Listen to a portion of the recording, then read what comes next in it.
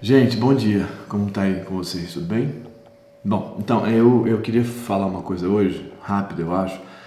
No vídeo de ontem eu falei do sofrimento, da gente perceber que a gente não está sozinho no mundo, percebendo o sofrimento do outro, mesmo que o sofrimento do outro não seja idêntico ao nosso, não seja o mesmo sofrimento que o nosso sofrimento, perceber que ele existe, que o sofrimento do outro existe, faz a gente se sentir menos só. Por que eu falei disso? Aí muitas pessoas responderam que não era só o sofrimento que identificava a gente como humano, e as pessoas têm total razão na minha opinião, assim, realmente não é só o sofrimento que identifica a gente como humano, são muitas coisas, muitas mesmo.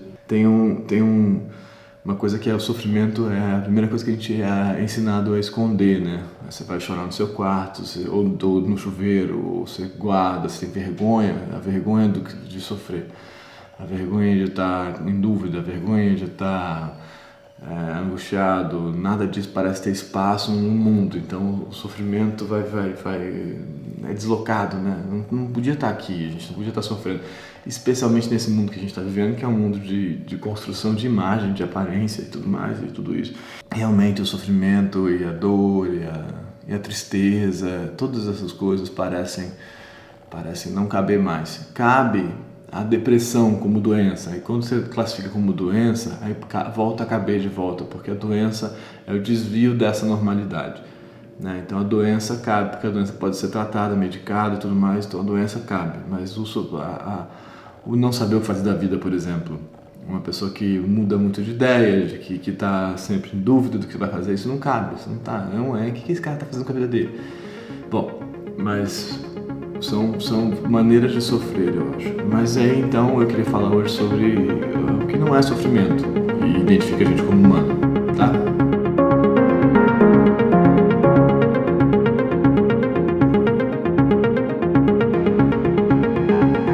O sofrimento é fácil de perceber, a gente passa por ele, a gente sente aquele negócio, às vezes é difícil de aceitar o sofrimento. Nesse vídeo mesmo de ontem eu falei, perceber o sofrimento do outro e tal, e uma pessoa falou, cara, já é tão difícil de entender o seu próprio sofrimento, como é que eu vou conseguir entender o do outro?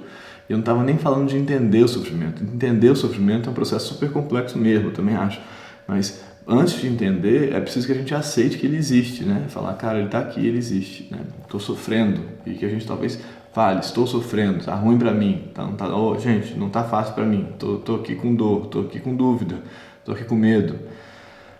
Isso já é muita coisa mesmo.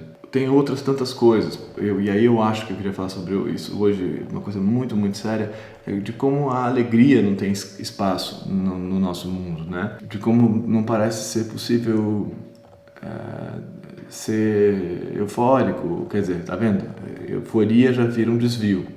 O que eu quero dizer com isso? Não que você não possa ser alegre, você pode estar alegre dentro da medida do normal. A gente vive num campo de normalidade, né? A gente tem que estar dentro do normal. No gráfico da vida, se você fosse pensar, o zero é o negativo, o mais baixo que você pode ter de energia, negativo, positivo, 0 a 100, assim. Então a gente tem que viver dentro do 30 a 60, assim, no nosso gráfico de afeto, né? Então, você não pode estar muito triste nem muito alegre. Se estiver muito alegre, você está eufórico, você também tem que ser tratado. Você fala, não, a pessoa está maníaca, está eufórica, ela fala sem parar, ela ri de tudo. Se você está rindo demais, você vira um bobo alegre, né? Se você está dançando sozinho na rua, você pirou, né? Se você está rindo do sei lá o que, a pessoa está sem noção. A pessoa acha graça de tudo. Então, a alegria, a felicidade também não tem muito espaço dentro do que a gente vive uma sociedade de produção e de performance, né? Dentro dessa sociedade a gente tem que performar e produzir, lógico, né? Então você tá aí querendo dançar e brincar, é muito bom quando a gente faz a peça, sempre tem um grupo de teatro que vai ver, um grupo de jovens e tal. E é muito engraçado isso, porque são pessoas que são desviantes desse padrão, dessa norma da produção e da performance e do médio, que eles riem muito, eles falam e tal, e se abraçam, e se beijam. Então ali é um campo que a alegria está desviante, não é só a tristeza, só o sofrimento está desviante, a alegria está desviante também, a alegria é demais, né? Então, aí eu poderia dizer que a gente se identifica pela alegria, a gente pode entender que a alegria existe, só que a gente também não dá muito espaço para essa alegria existir na nossa vida prática, cotidiana. A gente vai suprimindo ela, não tem muito espaço para você rir loucamente no seu trabalho, entendeu? Depende do seu trabalho, mas em geral não tem. Você tem que estar lá sendo razoável. a razoabilidade, a normalidade. O que se espera da gente é que a gente seja razoável, normal, produtivo, né? Coerente, tudo isso. E aí tudo que desvia pode desviar para baixo ou para cima no nosso gráfico dos afetos, né? Estou sendo bem simplista, mas vocês estão entendendo o que eu estou falando. Aí dentro do campo da alegria, aqui também a gente poderia colocar o erótico, né? O sexual, o campo da potência sexual, tudo isso. Que a gente na nossa vida ocidental aqui e tal, enfia na pornografia. Então o sexo tem que estar lá preso dentro do seu quarto escuro e tal, fechado. O sexo é uma coisa que não pode permear a sociedade, porque o sexo é ameaçador, né? Ele é uma potência ameaçadora para essa estrutura que funciona, tem que funcionar de produção e tal. Então o sexo vai lá para a pornografia e ele também vai para a publicidade derivada, uma derivação dele assim, no erótico do consumo, né? E aí, então tá bom. Então você vê imagens que te lembram sexo o tempo inteiro na publicidade, especialmente a utilização do corpo feminino nisso, o tempo inteiro sem parar. Só que tá lá, a gente não tá falando realmente de sexo. O sexo tá. Só que todo mundo tá pensando em sexo o tempo todo, guardando para si. Se a gente lembrasse que todo mundo tá produzindo imagens sexuais o tempo inteiro, o mundo talvez fosse mais fácil também. Assim como se a gente lembrasse que todo mundo sofre, todo mundo deseja, todo mundo tem erotização. Todo mundo tem, entendeu? Assim como todo mundo sofre, todo mundo deseja. É realmente isso. Assim como todo mundo sofre, todo mundo quer rir. E você vai rir sozinho, você vai achar jeitos de se divertir, talvez dançar sozinho no seu quarto. Porque dançar é estranho. Para um homem, a própria ideia de dançar, você fala, quero muito sair para dançar. Aí você fala, não, ele é meio gay, né? Assim, a resposta automática, tosca, seria essa. Então, um homem que é um pouco alegre demais vira gay.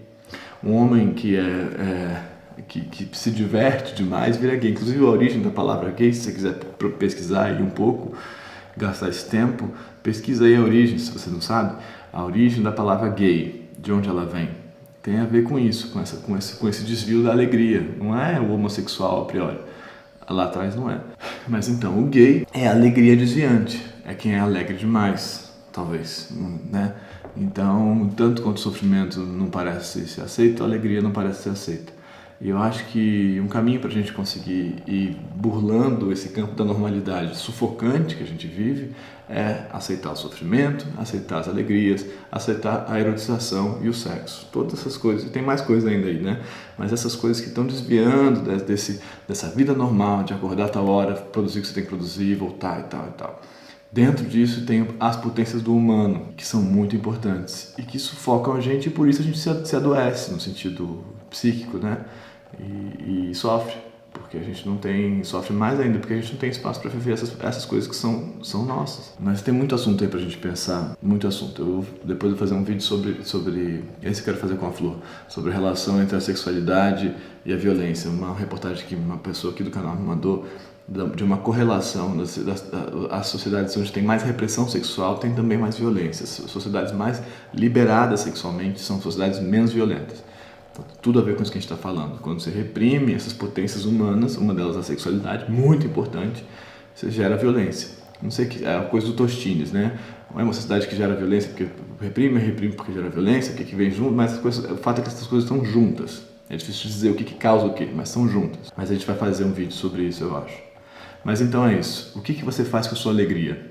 Onde ela está? Onde é que você está enfiando ela, compartimentando ela, porque ela não cabe como potência de vida, né? Ela não pode. Então você tem que ir numa peça de teatro para você rir. Você tem que fazer sei lá o que para você poder se divertir. A diversão não está no mundo, a diversão não está acontecendo o tempo inteiro. A risada, a dança, o beijo, o toque, a tristeza, o choro, tudo isso é afeto, né?